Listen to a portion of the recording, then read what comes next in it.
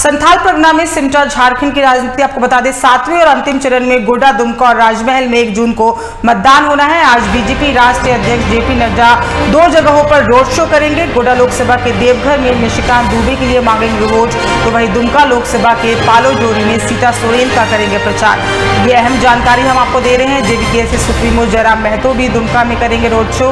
पालजोरी में जेएलकेएम प्रत्याशी देवी लता चूरू के लिए करेंगे प्रचार। इस वक्त की ये बड़ी खबर हम आपको दिखा रहे हैं, जहां आपको बता दें बीजेपी राष्ट्रीय अध्यक्ष जेपी नड्डा आज 2 जगहों पर रोड शो करेंगे। देवघर में निशिकांत दुबे के लिए, तो वहीं दुमका में सीता सोरेन के लिए मांगेंगे वोट। और झारखंड में अंतिम चरण का रण अब बाकी है। संथाल में आके ये समझ जाएगा।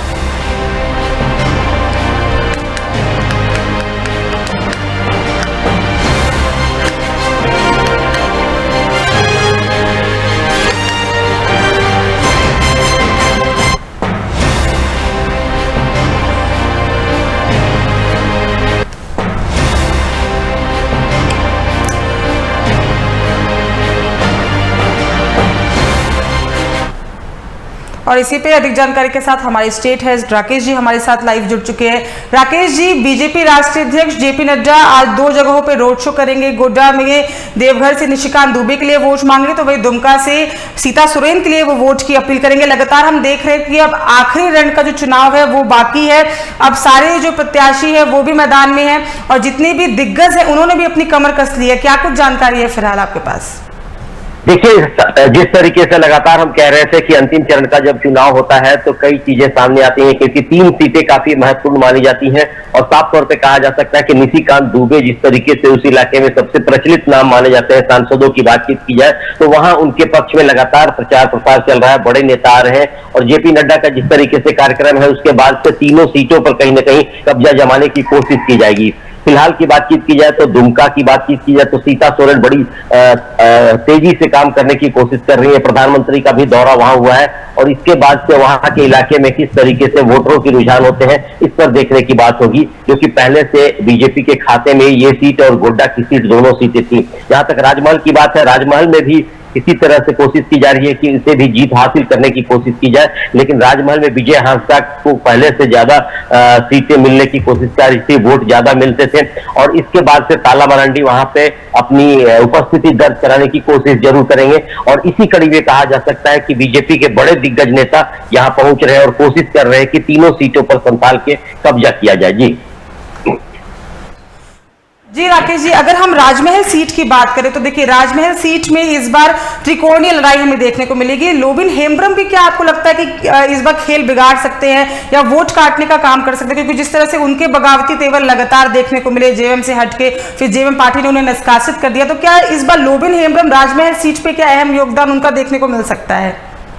देखिए, जाहिर सी बात है, जब हम झारखंड मुक्ति मोर्चा की बात करते हैं और साहेबगंज इलाके की बात करते हैं, राजमहल सीट की बात करते हैं, तो इस इलाके में लोबिन हेम्ब्रम का एक अलग पहचान है, उनकी पकड़ अलग है, उनके पास वोटरों की संख्या पहले से मौजूद है और जिस तरीके से बुनियादी मुद्दों को लेकर हाल के दिनों में अपने सरकार पर उन्होंने हमला बोला था और साथ साथ स्थानीय लोगों के साथ मिलकर जिस तरीके से पत्थर की जो कहीं ना कहीं तस्करी हो रही थी उस पर रोक लगाने की मांग की थी, इन सारी चीजों को लेकर जिस तरीके से उनकी पकड़ है, उनका एक अपना वोट बैंक है और वो निश्चित तौर पे कहा जा सकता है कि उनको जो भी वोट मिलेंगे वो जेएमएम के कोटे के होंगे और उसमें कहीं ना कहीं विजय हांसदा को नुकसान हो सकता है। इसका सीधा फायदा कहीं ना कहीं ताला मरांडी जो बीजेपी के प्रत्याशी हैं उनको मिल सकता है और लोबिन हेम्ब्रम इसी के साथ चाहेंगे कि कहीं ना कहीं अगर वो सांसद बन सकते हैं तो सांसद बनने की भी वो कोशिश करेंगे, क्योंकि इन दोनों की लड़ाई में उनको कितना फायदा होगा ये भी देखने वाली बात होगी। और मुझे जो जानकारी है उस इलाके की लोबिन हेम्ब्रम की एक बड़ी पकड़ बताई जाती है, वहां के स्थानीय मुद्दों पर वे लड़ाई लड़ते रहे हैं, चाहे सरकार के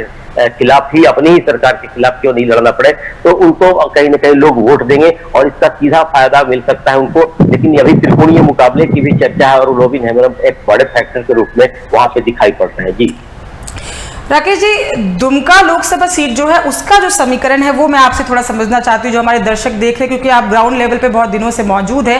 देखिए, दुमका की अगर बात करें तो एक तरफ नलिन सोरेन जेएमएम से, और ऐसा जब कल्पना सोरेन, और हमने देखा कि लगातार जो तमाम बड़े चेहरे हैं जेएमएम के वो वहां पे जाते हैं उनके चुनावी प्रचार के लिए, बसंत सोरेन जाते हैं। वहीं अगर दूसरी तरफ से हम देखें कि सीता सोरेन जो पहले जेएमएम में थी अब वो बीजेपी में आए, तो कहीं ना कहीं उन पे भी ये सवाल खड़े हो रहे हैं। तो शिबू सोरेन से लेकर तमाम लोगों की साख बचाने की बात की जा रही है कि वो क्या जिस तरह से वो बीजेपी में आई है क्या वो अपने परिवार की साख बचा पाएंगे, ये भी सवाल खड़े हो रहे हैं। और तीसरी तरफ अगर हम जयराम महतो की बात करें तो हमने देखा कि गिरिडीह में किस तरह से बहुत ज्यादा वोट इस बार हुआ, वोटिंग हुआ। अगर 3 सीट जो आखिरी हुए, धनबाद, रांची, जमशेदपुर और गिरिडीह में, तो सबसे ज्यादा जो वोट है वो गिरिडीह में ही हुआ। तो उसके बाद से हम देख रहे हैं कि जेबीके से सुप्रीमो जो जयराम महतो है वो भी कहीं ना कहीं दुमका में अब रोड शो आज करेंगे। वहां से जो प्रत्याशी है बेबी लता टुडू, उनके लिए भी वो आज वोट की अपील करेंगे। तो वहां भी हम दुमका की भी अगर बात करें तो वहां भी कहीं ना कहीं आपको क्या लगता है त्रिकोणीय लड़ाई देखने को मिल सकती है? वहां भी अगर जेएलकेएम की बात करें तो वो भी कहीं ना, जब से गिरिडीह में ज्यादा वोट प्रतिशत देखने को मिला है, कहीं ना कहीं वो लोग भी एक्टिव मोड में नजर आ रहे हैं। राकेश जी, देखिए, वहां की बात की जाए तो सीता सोरेन बीजेपी से खड़ी है और बीजेपी की पकड़ वहां बताई जाती है, हालांकि जेएमएम की भी पकड़ बड़ी बताई जाती है। और जिस तरीके से जयराम महतो की पार्टी की बात आई है तो वहां जरूर थोड़े फैक्टर बन सकते हैं, बट मुझे जो जानकारी है कि वो आदिवासी बहुल इलाका है और वहां पे जातिगत समीकरण के रूप में शायद उनको उतनी पकड़ नहीं दिखाई पड़ेगी। इसके बावजूद जो भी वोट उनको मिलेंगे उसका फायदा या नुकसान किसे होगा ये थोड़ी बाद में पता चल पाएगा कि आखिर किसको सपोर्ट मिल पाएगा, किसको नुकसान होगा। लेकिन आज की बातचीत की जाए तो जिस तरीके से दुमका की सीट है, एक बार फिर से मैं कहूंगा कि शिबू सोरेन वहां पे अपना वर्चस्व बनाकर रख रहे थे, जेएमएम का गढ़ माना जाता है दुमका। बसंत सोरेन विधायक है वहां पे, और साथ साथ सीता सोरेन जिस तरीके से अब बीजेपी के खेमे से चुनाव लड़ रही हैं, तो किस तरीके से उस परिवार के बीच के वोट जो माने जाते हैं, पारिवारिक रूप से जिस तरीके से जाने जाते हैं, वो किधर जाएगा, किस तरफ जाएगा, ये देखने वाली बात होगी। लेकिन सीता सोरेन के आने के बाद से एक बार बीजेपी की भी कहीं ना कहीं मजबूती के साथ और दिखाई पड़ रही है। और जिस तरीके से पूरी तरह से सीता सोरेन अपने को लेकर मैदान में कूदी है, प्रधानमंत्री का दौरा हुआ है, तो ये सारे फैक्टर तो जरूर काम कर रहे हैं सीता सोरेन के पक्ष में। लेकिन सबसे बड़ी बात कही जा सकती है कि गुरुजी की तरफ से अभी तक कोई संकेत नहीं दिए गए हैं कि सीता सोरेन के साथ उनको रहेंगे या फिर जो नलिन सोरेन है जेएमएम के प्रत्याशी उनके पक्ष में वोट दिया जाए, उनका संदेश शायद नहीं आया है। तो ये भी एक बड़ा फैक्टर माना जाता है कि वोटर इस बात का इंतजार जरूर करेंगे कि आखिर जेएमएम किस तरीके से सोचते हैं और खास करके जेएमएम में गुरुजी की भूमिका क्या हो सकती है। इन सारी विषयों को लेकर चर्चा जरूर है।